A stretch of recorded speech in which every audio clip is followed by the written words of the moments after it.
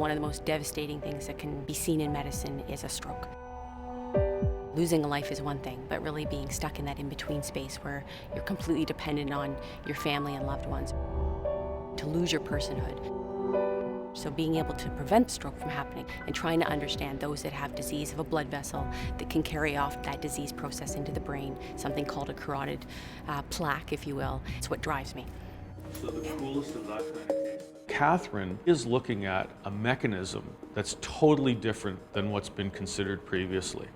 And if she's right, and she can understand why a stroke happens, and therefore develop therapies, her research could end up preventing strokes in millions of people around the world.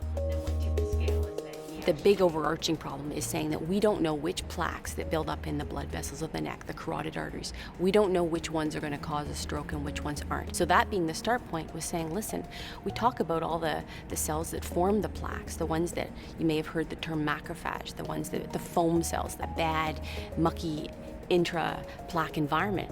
But what we don't spend a lot of time on are the endothelial cells, the cells, again, that are lining that whole plaque environment and controlling that interface between the blood and the cells below. Trying to understand which patient to take to the operating room where the actual risk is stroke is a big deal.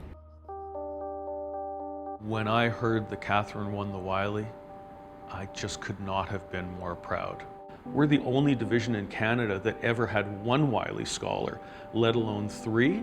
I'm Wylie number 3, and Kathryn is Wylie number 23.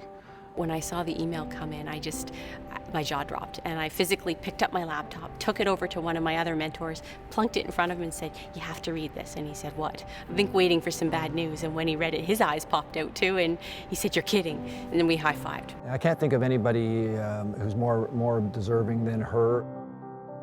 Her character is unbelievable. Her work ethic is bar none. And she really brings unique qualities of being an outstanding clinician, but then taking a clinical question back to the cellular level and understanding the mechanisms of disease and how we may influence that.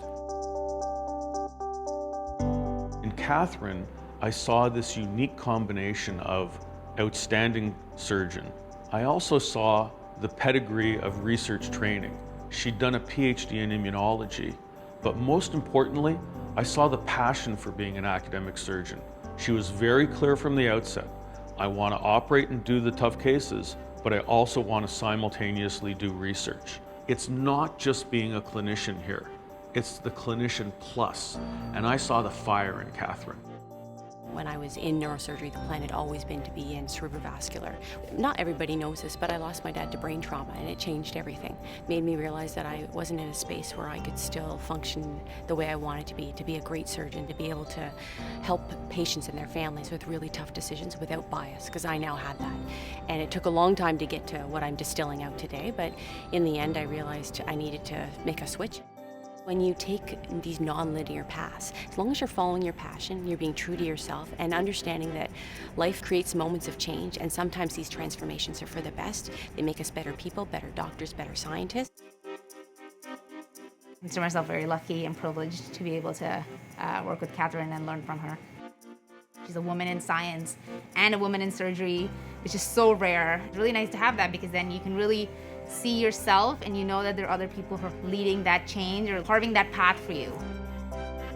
The horizon is unlimited for Kathryn. Kathryn can be a world leader in vascular surgery.